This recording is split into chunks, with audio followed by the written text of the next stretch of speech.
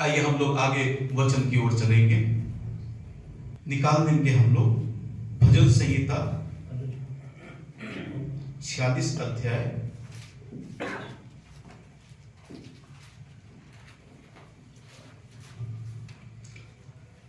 उसका पहला वचन पढ़ेंगे। भजन संहिता 46 अध्याय उसका पहला वचन। परमेश्वर हमारा शरण स्थान और बल है, संकट में अतिशय से मिलने वाला सहायक। हालेलुया। लिखा है परमेश्वर हमारा शरण स्थान और बल है, संकट में अति सहज से मिलने वाला सहायक। हालेलुया। एक वचन और पढ़ेंगे, इसका 7 वचन को पढ़ेंगे। सेनाओं के यहोवा हमारे संग है, याकूब का परमेश्वर हमारा ऊंचा गढ़ है। हालेलुया। क्या लिखा है? सेनाओं का यहोवा हमारे संग है, याकूब का परमेश्वर हमारा ऊंचा गढ़ है। हालेलुया। वचन पे मन लगाएंगे, वचन पे ध्यान देंगे। और यहां पे अभी हम लोग देख रहे हैं 46 के 1 में लिखा है परमेश्वर हमारा शरण स्थान और बल है, संकट में अति सहज से मिलने वाला सहायक। हालेलुया। मेरे प्रियो, आप शायद हो सकता है आप सभी जानते हैं, कई लोग हो सकता है कि नहीं जानते हो, लेकिन अधिकतर लोग मार्टिन लूथर के बारे में जानते हैं। एक धर्म सुधारक, एक प्रभु के दास, एक प्रचारक थे। और एक समय की बात है कि जब वो जंगल से होकर के प्रचार करने के लिए किसी जगह में जा रहे थे, अचानक से उस जंगल में एक तूफान आ जाता है और उस तूफान में बुरी तरह से वो घिर जाते हैं। और इतना प्रचंड तूफान था, इतना भयंकर तूफान था कि उनको ऐसा लगा एक समय के लिए कि अब मेरे प्राण संकट में हैं, अब मैं नहीं बचूंगा, अब मेरा अंत हो जाएगा। उस समय पूरी तरह से वो घबरा गए, परेशान हो गए, बेचैन हो गए कि अब मैं क्या करूं। तूफान इतना उनके विरुद्ध में था, इतना भयंकर तूफान था कि उस तूफान में अब वो क्या करें, पूरी तरह से घबरा चुके थे।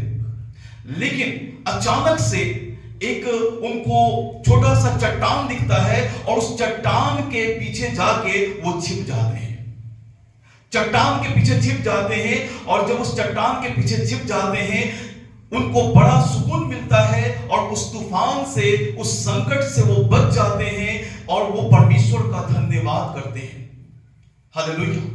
परमेश्वर का धन्यवाद करते हैं कि परमेश्वर ने उनके लिए इंतजाम किया था एक ऐसे चट्टान को कि उस चट्टान के पीछे जाके वो छिप जाते हैं और वो उस तूफान से, उस भयंकर संकट से वो बच जाते हैं और उनकी किसी प्रकार की कोई भी हानि नहीं होती है।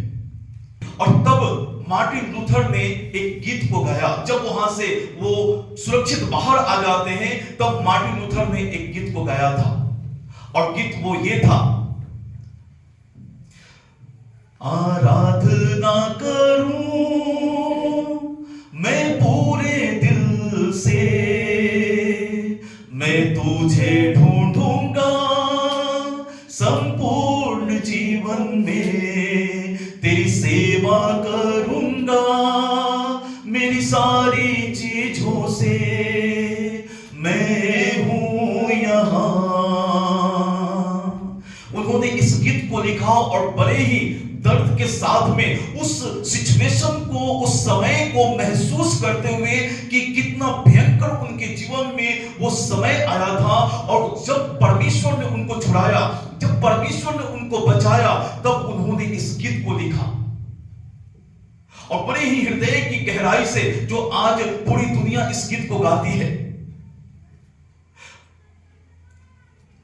मार्टिन लूथर को ऐसा लगा कि अब मैं नहीं बचूंगा, अब मेरा अंत हो जाएगा, अब मैं खत्म हो जाऊंगा, क्योंकि पूरी तरह से उनको ऐसा महसूस हो रहा था। लेकिन परमेश्वर का धन्यवाद हो कि प्रभु ने उनके लिए उपाय किया एक चट्टान का। हालेलुया। और उस चट्टान के पीछे छिप करके वो बच जाते हैं। आज बाइबल बताती है, हम लोगों ने पढ़ा कि परमेश्वर हमारा शरण स्थान और बल है, संकट में अति सहज से मिलने वाला सहायक। परमेश्वर जब हम संकट में होते हैं और हमको भी जब इस प्रकार से लगने लगता है कि अब मेरे जीवन में अनेकों प्रकार की समस्याएं हैं, दुख हैं, तकलीफें हैं, रोग हैं, चिंताएं हैं, अब मेरा अंत हो जाएगा, अब बीमारियां मेरा मुझे खत्म कर देंगी, अनेकों प्रकार की तकलीफें हैं, दिक्कतें हैं, तो ऐसा जब लगने लगता है, जब हमको लगने लगता है कि मेरा भी अंत हो जाएगा, इस भयंकर बीमारी से मेरा अंत हो जाएगा, या किसी भी प्रकार के ऐसे संकट में जब हम चले जाते हैं तो ऐसा लगता है कि अब मेरे साथ में कुछ ना कुछ अनहोनी हो जाएगी, मेरे साथ में गलत हो जाएगा। उसी समय मैं इस बात को कहना चाहता हूं, हमें परमेश्वर के सामने भाग के आने की जरूरत है। जो परमेश्वर हमारा शरण स्थान है, जो हमारा चट्टान है, हमारा बल है, जो हमारा सहायक है, उसके उपस्थिति में जब हम भाग के आ जाते हैं तो उस चट्टान में हम लोग चट्टान से हम घिर जाते हैं और वो चट्टान हमको पूरी तरह से सेव कर देता है। परमेश्वर पूरी तरह से हमको सुरक्षित करते हैं, हमें संभालते हैं हर एक मुसीबत से, हर एक समस्या से, जब हम परमेश्वर के चरणों में जब हम लोग आ जाते हैं। दाऊद भी इस बात को कहते हैं, परमेश्वर मेरा शरण स्थान और मेरा बल है, संकट में अति सहज से मिलने वाला सहायक। परमेश्वर जब हम संकटों में होते हैं, जब दुखों में होते हैं, तकलीफों में होते हैं, आप इस बात पे विश्वास करें कि परमेश्वर के सामने जब हम लोग घुटने टेकते हैं, जब हम प्रार्थना करते हैं, प्रभु के सामने आते हैं, तो परमेश्वर हमको उस संकट में अति सहज से मिलता है परमेश्वर, और किसी प्रकार से कोई हमें हानि नहीं पहुंचती। परमेश्वर हमें बचा देता है, हमें वो सुरक्षित करता है। एक वचन को और भी हम लोग पढ़ेंगे, भजन संहिता 91 का 15 वचन।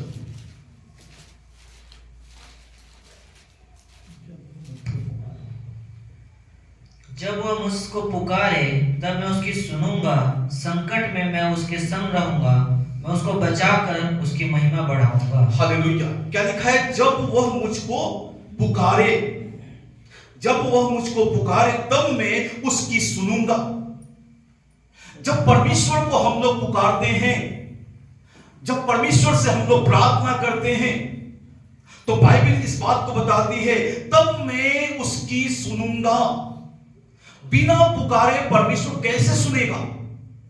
बिना प्रार्थना किए परमेश्वर हमारी कैसे सुनेगा?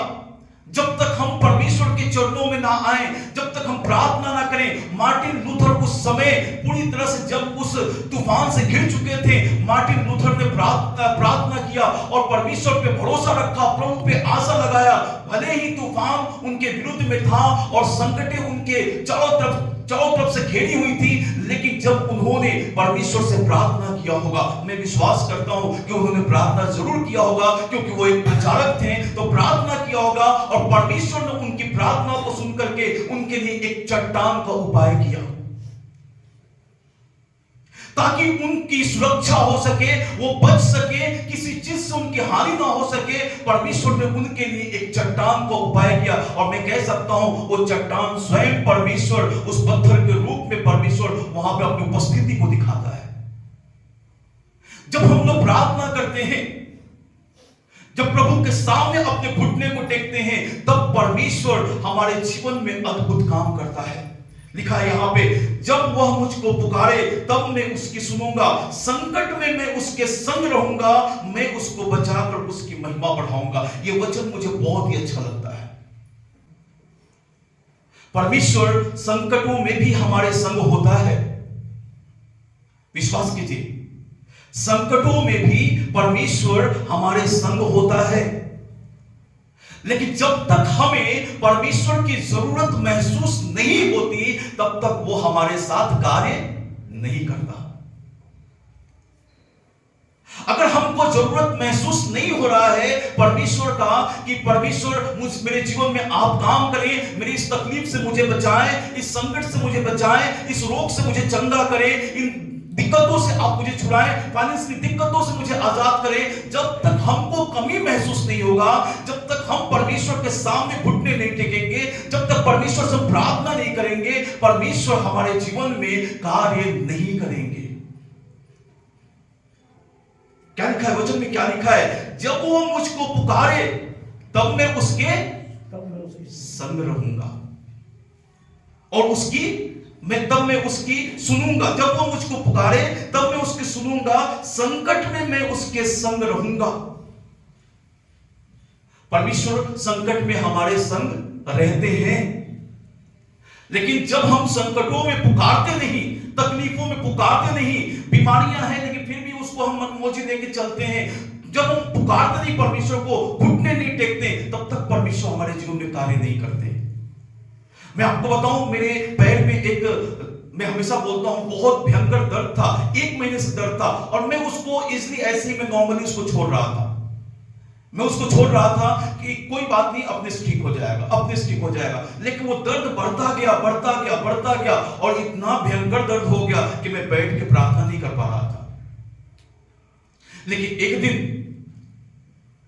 मैं आराधना करने लगा, खड़े खड़े मैं आराधना कर रहा था और प्रार्थना कर रहा था। प्रार्थना के भाव में जब मैं आराधना कर रहा था, परमेश्वर ने मेरे उस रोग से, मेरे उस दर्द से प्रभु ने मुझे आजाद कर दिया।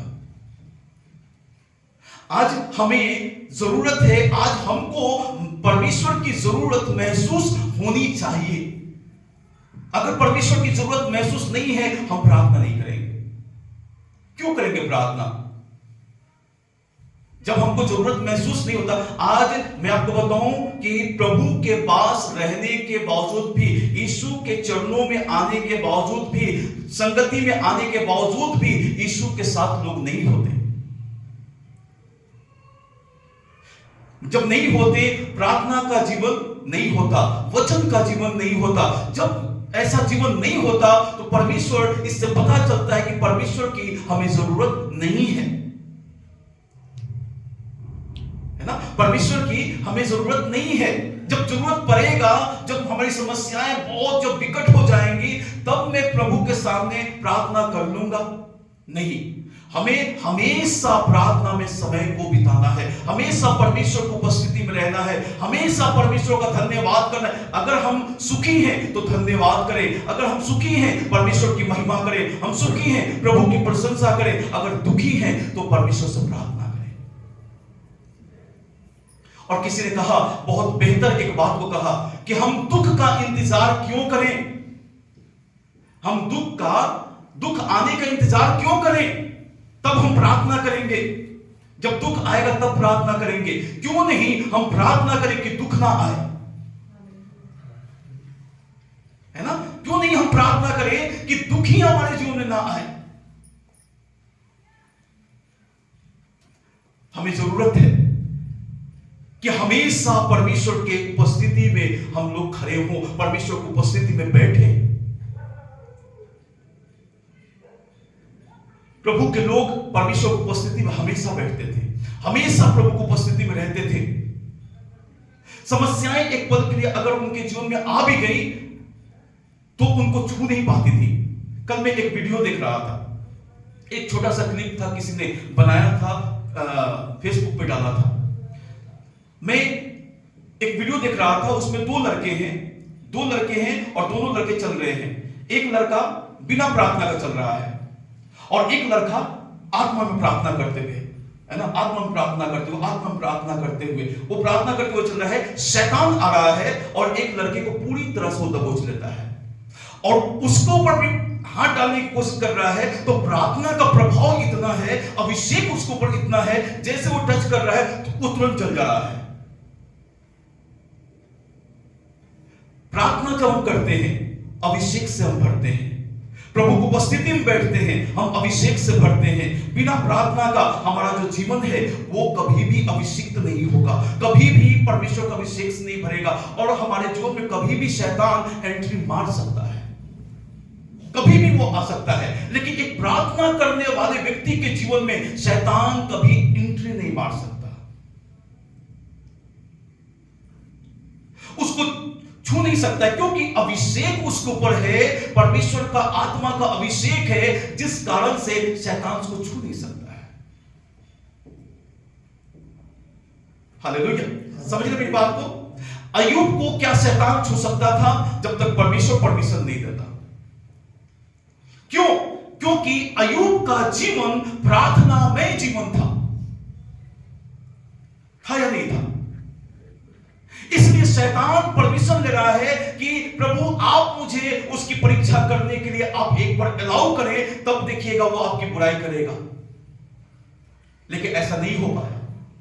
उसमें भी अय्यूब ने बुराई नहीं किया। जब परमेश्वर ने अपने अभिषेक को हटाया, अपने उपस्थिति को जब हटाया, तब शैतान जाता है, क्योंकि परमेश्वर के अभिषेक को शैतान टच नहीं कर सकता। इस बात को याद रखिए, परमेश्वर के अभिषेक को शैतान टच नहीं कर सकता। अभिषेक इतना भयंकर है कि उसको जलाकर राख कर देगा। अभिषेक इतना भयंकर है, आत्मा का अभिषेक इतना भयंकर है कि शैतान टच नहीं कर सकता है, वो जल जाएगा। अभिषेक क्या है? एक आग है, और आग में कौन हाथ डालेगा? अब सोचिए, अय्यूब के चारों तरफ आग था, जो परमेश्वर ने बाड़ी को बांधा था वो एक आग था, वो अभिषेक एक आग था जो शैतान उसको लांग नहीं सकता, उसमें घुस नहीं सकता है। जानता है कि मैं जल के राख हो जाऊंगा। समझे मेरी बात को? लेकिन जैसे परमेश्वर ने उस आग को हटाया, मैं कह सकता हूं अब आग, जैसे उस आग को हटाया, तब शैतान चला जाता है उसकी परीक्षा लेने के लिए। Hallelujah, hallelujah. समझ रहे हैं? मैं सबको समझाना चाहता हूं, बड़े से लेके बच्चों तक को मैं सबको समझाना चाहता हूं, बच्चों को भी प्रार्थना करने की जरूरत है। आज बच्चे, कई सारे ऐसे बच्चे हैं तुरंत बीमार पड़ जाते हैं, तुरंत बीमार पड़ जाते हैं। क्यों? पता है, बच्चों के द्वारा बड़ों को शैतान डिस्टर्ब करता है। जब बच्चे बीमार हो जाएंगे, अब बड़े डिस्टर्ब हैं उसमें।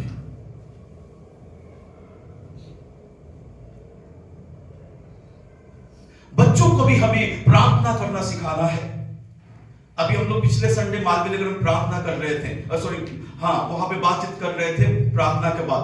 तो वहां पे सभी लोगों से मैंने सवाल करना शुरू किया, क्या आप लोग प्रार्थना करते हैं? क्या आप लोग प्रार्थना करते हैं? मैं आपको बताऊं, मोस्टली लोग प्रार्थना नहीं करते। ऐसा है सुनिए, मोस्टली लोग प्रार्थना नहीं करते हैं। क्यों? उनका कहना यह है कि मेरे पास एक ही रूम है, मेरे पास एक ही रूम है, इसलिए अपने रूम में हम प्रार्थना नहीं कर सकते क्योंकि डिस्टर्बेंस होता है। मैंने उनसे कहा, मेरे पास भी एक ही रूम था, मेरा बच्चा भी था, मेरी पत्नी भी, और मेरे पास मिलने जुलने वाले, आने वाले बहुत सारे लोग भी, लेकिन एक ही रूम में बैठ के मैं प्रार्थना करता था। घंटों घंटों एक ही रूम में बैठ के प्रार्थना करता था। क्यों प्रार्थना नहीं कर पाते? क्योंकि शर्म लगता है। डिस्टर्ब की बात नहीं है कि प्रार्थना में बैठेंगे तो सामने वाला व्यक्ति क्या बोलेगा, वो क्या बोलेगा, वो क्या बोलेगा। एक शर्म की बात भी होती है, डर की बात नहीं है, शर्म की बात है कि प्रार्थना में बैठेंगे तो वो क्या बोलेगा, वो क्या सोचेगा, वो क्या समझेगा। लेकिन जब आप स्पिरिचुअल होते हैं, जब आत्मा में होते हैं, तो आपको किसी से कोई भी शर्म नहीं आता, किसी से कोई डर नहीं लगता, किसी से कोई भय नहीं लगता। आप बेधड़क परमेश्वर की उपस्थिति में जाते हैं। मैं आप लोगों को बताना चाहता हूं कि मेरे पास जब रूम नहीं था, मैं अपनी मौसी के पास रहता था और मैं बाहर सोता था, घर के बाहर सोता था। बीच में एक ग्राउंड था, घर के आगे छोटा सा एक ग्राउंड था, तो मैं वहीं पे रूम से बाहर निकल के मैं अपना बिस्तर लगाता था और बाहर में सोता था। पता है क्यों? रात में मैं उठ के प्रार्थना करता था। उसमें भी लोग अगर ज्यादा समय तक जगे रहेंगे तो रात में मैं 2 बजे रात में उठ करके, 3 बजे रात में उठ करके मैं पार्क में चला, पास में एक पार्क था, पार्क में चला जाता था और पार्क में जा करके मैं वहां पे घंटों घंटों प्रार्थना करता था। देखिए, एक्सक्यूज परमेश्वर नहीं चाहता। हमारे पास बहुत सारे ऑप्शन हैं प्रार्थना करने के लिए, आराधना करने के लिए, प्रभु की महिमा करने के लिए, ढेर सारे ऑप्शन हैं। हमें अपने आप को तैयार करना है, हमें अपने आप को उस तरीके से अपने आप को तैयार करना है कि हम कैसे परमेश्वर की आराधना कर सकते हैं, कैसे परमेश्वर की उपस्थिति में जा सकते हैं। अपने आप को हमें उस तरीके से परमेश्वर के सामने लेकर के आना है। जब हम एक्सक्यूज देते हैं परमेश्वर को तो प्रभु को अच्छा नहीं लगता। प्रभु मेरे घर में एक ही रूम है, मैं कैसे प्रार्थना करूं? आपके पास वो भी तो रूम है, मेरे पास तो रूम ही नहीं था, मैं बिना रूम का था, मैं बाहर सोता था और मैं पार्क में जाकर प्रार्थना करता था।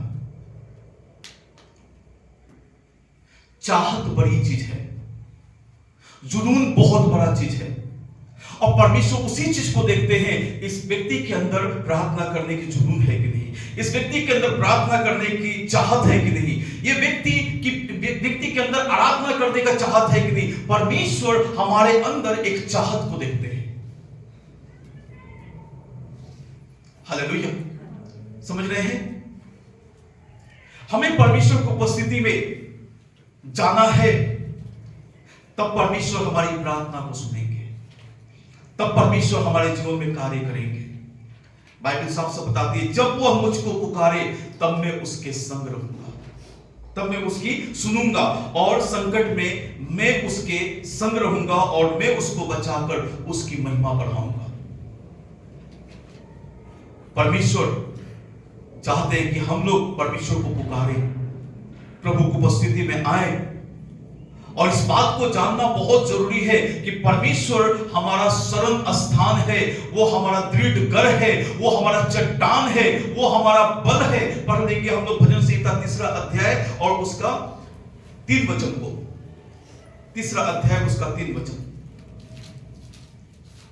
परंतु हे यहोवा, तू तो मेरे चारों ओर मेरी ढाल है, तू मेरी महिमा और मेरे मस्तक का ऊंचा करने वाला है। परंतु हे यहोवा, तू तो मेरे चारों ओर मेरी ढाल है। दाऊद इस बात को बोलते हैं, परंतु हे यहोवा, तू तो मेरी चारों ओर मेरी ढाल है। चारों ओर से परमेश्वर हमारा ढाल बन करके वो हमें हमेशा हमारे संग रहता है। चारों ओर से, हर जगह से परमेश्वर हमारी सेफ्टी देने के लिए तैयार है। वो हमेशा हमको अपनी सेफ्टी में रखना चाहता है, लेकिन पता है वो सेफ्टी, ये दाऊद इस बात को क्यों बोल रहे हैं, ये सेफ्टी क्यों है? यहां पे जो लिखा है कि परंतु हे यहोवा, तू तो मेरे चारों ओर मेरी ढाल है, क्योंकि दाऊद परमेश्वर की उपस्थिति में है, इसलिए वो चारों ओर से दाऊद परमेश्वर की उपस्थिति को महसूस कर रहा है। कहीं से परमेश्वर की उपस्थिति को वो नहीं देख रहा कि परमेश्वर की उपस्थिति मेरे जीवन में नहीं है। चारों तरफ से दाऊद परमेश्वर का अनुग्रह से घिरा हुआ देख रहा है, चारों तरफ से परमेश्वर का हाथ वो अपने ऊपर देख रहा है, प्रभु की उपस्थिति को अपने जीवन में देख रहा है, और इस बात कहता है, तू मेरी महिमा और मेरे मस्तिष्क का ऊंचा करने वाला है, तू मेरी महिमा और मेरे सिर को ऊंचा करने वाला है। हालेलुया। एक वचन और पढ़ेंगे, 18 का 1 से 2 तक पढ़ेंगे।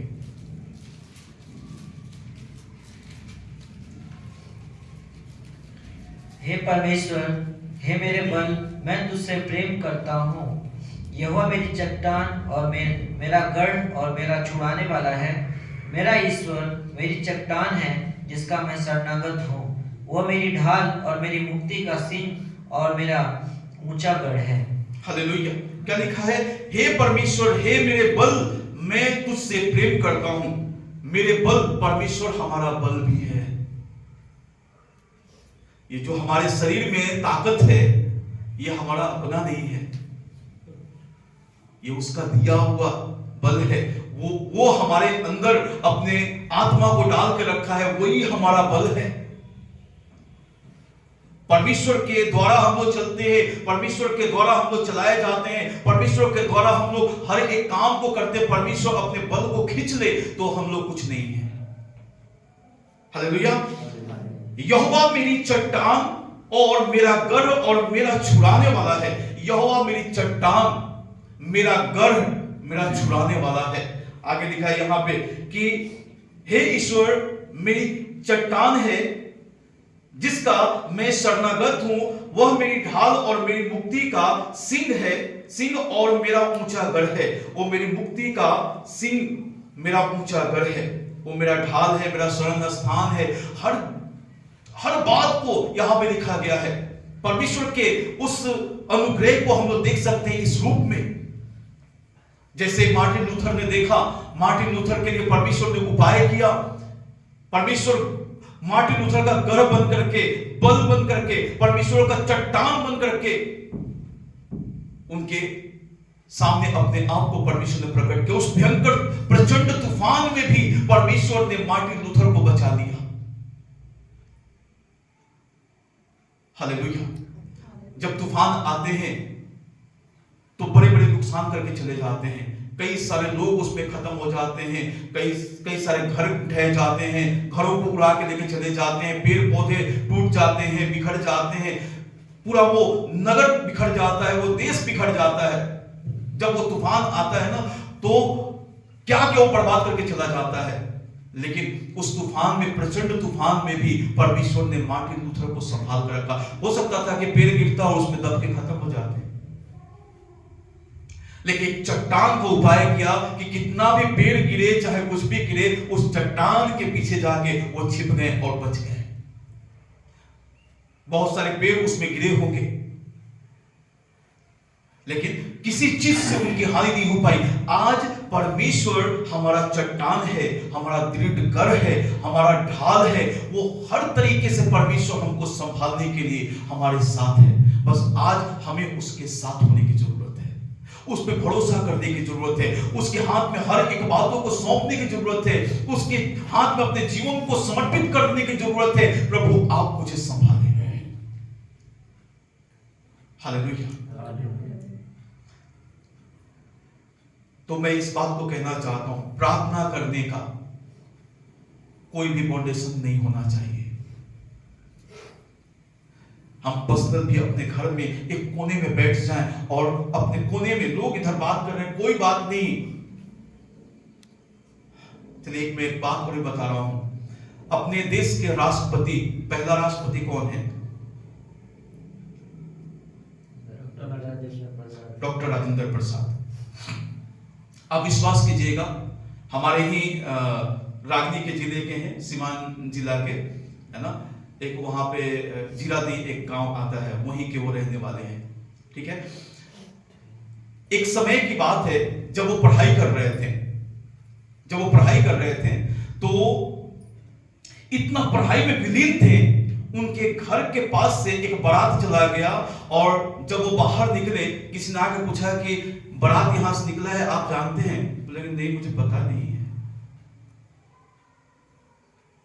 इतना विलीन थे पढ़ाई करने में, ध्यान इतना पढ़ाई में लगा था कि उनको बारात निकल गया, वहां से बैंड बाजे बजाते हुए सब लोग निकल रहे हैं, लेकिन उनको बिल्कुल ध्यान नहीं है कि हमारे घर के पास से एक बारात भी गया है। प्रार्थना में इतना विलीन हो जाए कि लोग कितना भी बात करते रहे, पता भी ना चले, हम तो प्रभु के साथ में हम लगे हुए हैं। हालेलुया। लोग कुछ भी करें, करने दीजिए। आपको जो करना है आप कीजिए ना। लोग कुछ भी करें, उनको करने दीजिए। जो आपको करना है आप करें, और आप जो कुछ भी करें परमेश्वर में पूरी तरह से डूब के करें, आत्मा में हो के करें, आपको कोई डिस्टर्बेंस नहीं होगा।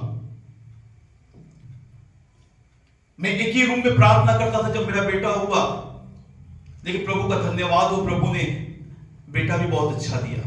जब मैं प्रार्थना करूंगा, कोई हल्ला गुल्ला नहीं करता था। वो अपना ही एक लेकर के खिलौना और आराम से खेलता रहेगा, कोई हल्ला गुल्ला नहीं, कोई रोना चिल्लाना कुछ भी नहीं, डिस्टर्ब नहीं करता था। और मैं प्रार्थना करता था, वो अपना खेलता रहेगा। मेरी वाइफ जो है, ये अगर कोई काम कर रही है तो अपना काम करती रहेगी, मैं अपना प्रार्थना करता रहता था। आपको भी ऐसे ही करना है। हम लोग यीशु के पास क्यों आए हैं? कोई बताएगा हम लोग यीशु के पास क्यों आए हैं? प्रभु ने हम लोगों को अपने पास बुलाया, हम आए हैं। हम क्यों आए हैं? बुलाया है। हाँ, यीशु ने हम उसके पास गए।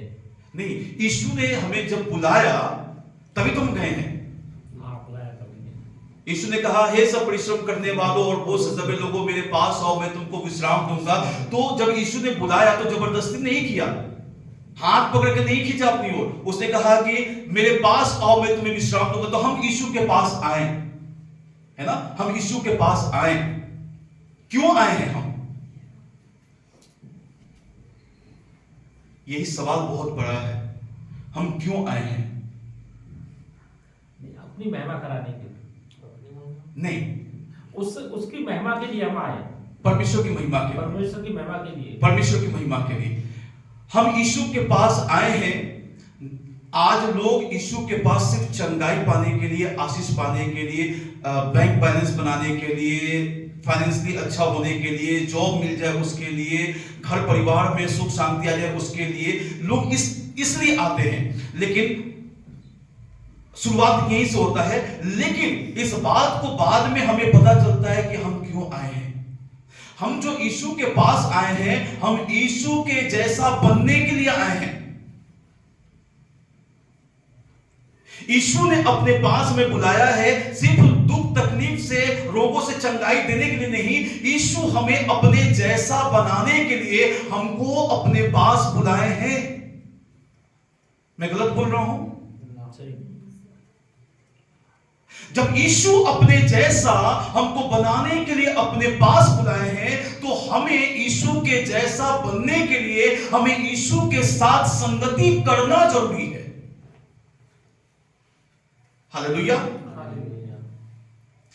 यीशु के कैरेक्टर, यीशु के जो जीवन है, यीशु के जीवन को, यीशु के चरित्र को हमें देखना जरूरी है कि यीशु क्या क्या करते थे, यीशु कैसे चलते थे, यीशु का क्या स्वभाव था, उनके अंदर क्या क्या बातें थी। उनको देख करके हमें अपने आप को यीशु के जैसा बनाना है।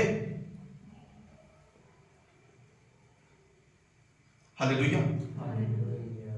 एक लड़का, एक पिता के 4 लड़के हैं और एक लड़का खूब शराबी बन जाए और वो हर चीज लुटाने वाला, बर्बाद करने वाला बन जाए, तो पिता अपनी संपत्ति पे उसको अधिकार देगा।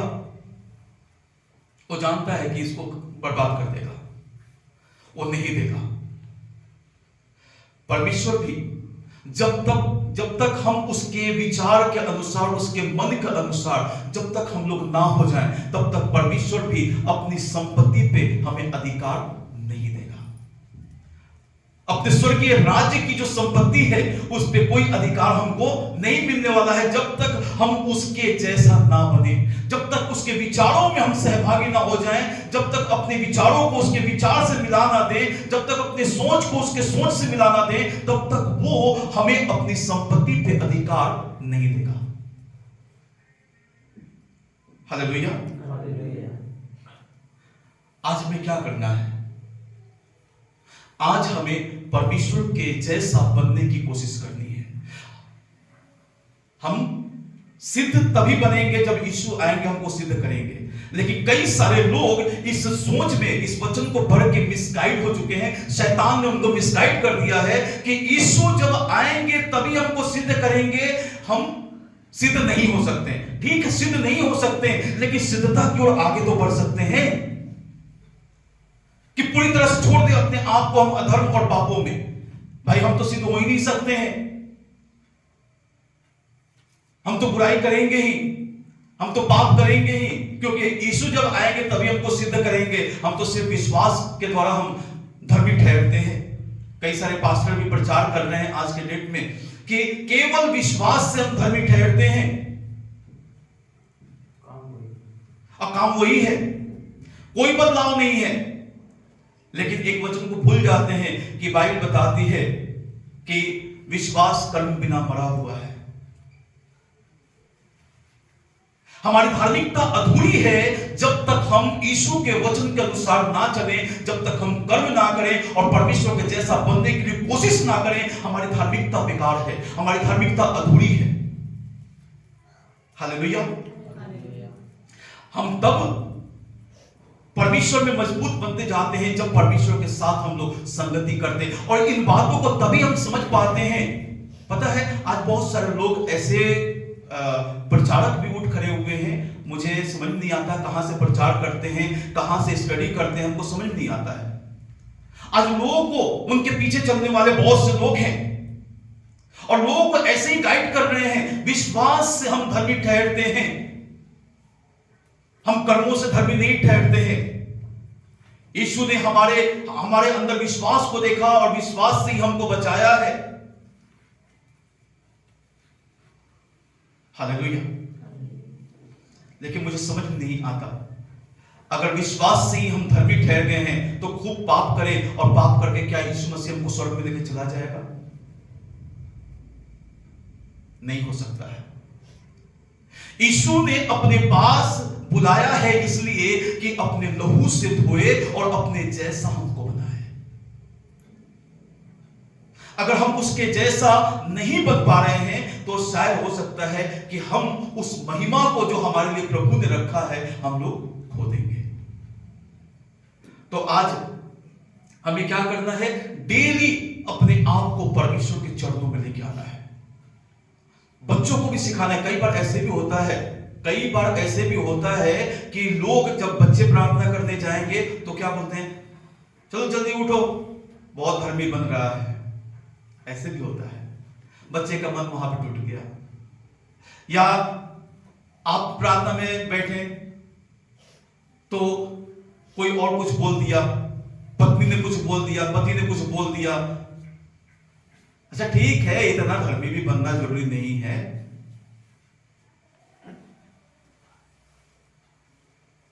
है ना? डिस्टर्ब शैतान करता है। फिर हम वहां पे डिमोटिवेट होते हैं, डिमोरलाइज हो जाते हैं हम, और उसके बाद हमारे फिर एक शर्म आने लगता है। उसके सामने फिर हम प्रार्थना में बैठना नहीं चाहते, है ना? तो शैतान इस तरह से कार्य कर रहा है। आज हमें जरूरत है हर एक को, माता पिता, बच्चों को, और बच्चे भी इस बात को समझें, एक दूसरे को बढ़ावा दें प्रार्थना करने के लिए, एक दूसरे को उत्साहित करें प्रार्थना करने के लिए, एक दूसरे को उत्साहित करें आत्मा में बढ़ने के लिए, एक दूसरे को उत्साहित करें आत्मा का अभिषेक को पाने के लिए, एक दूसरे को उत्साहित करें आत्मिक बातों में बढ़ने के लिए, वचन में बढ़ने के लिए, प्रार्थना में बढ़ने के लिए, इन सारी चीजों में बढ़ने के लिए एक दूसरे को उत्साहित करें। किसी को भी डिमोटिवेट ना करें, डिमोरलाइज ना करें, एक दूसरे को उत्साहित करें। बच्चों को उत्साहित करें, बेटा प्रार्थना में बैठो, डांट के नहीं, आराम से, बेटा प्रार्थना में बैठो, प्रार्थना करो, आओ हम लोग प्रार्थना करें।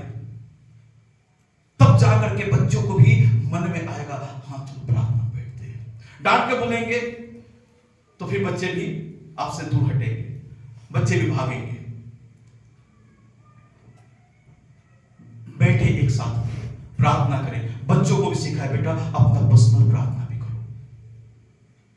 तब जाकर के बच्चे भी मजबूत होंगे, आप भी मजबूत बनेंगे और परमेश्वर की महिमा होगी। हालेलुया। समझ में आ गया? हमें क्या करना है? संकट के समय में अति सहज से मिलने वाला परमेश्वर हमारे साथी है। जब संकट में होंगे उसी समय हम परमेश्वर को पुकारें। एक गवाही में और भी बता देता हूं। जब मैं 10th का एग्जाम देने जा रहा था, मेरा स्कूल में मेरा जो रजिस्ट्रेशन जो फॉर्म है वो खो गया था। मैंने फॉर्म भरा था, फॉर्म खो गया था।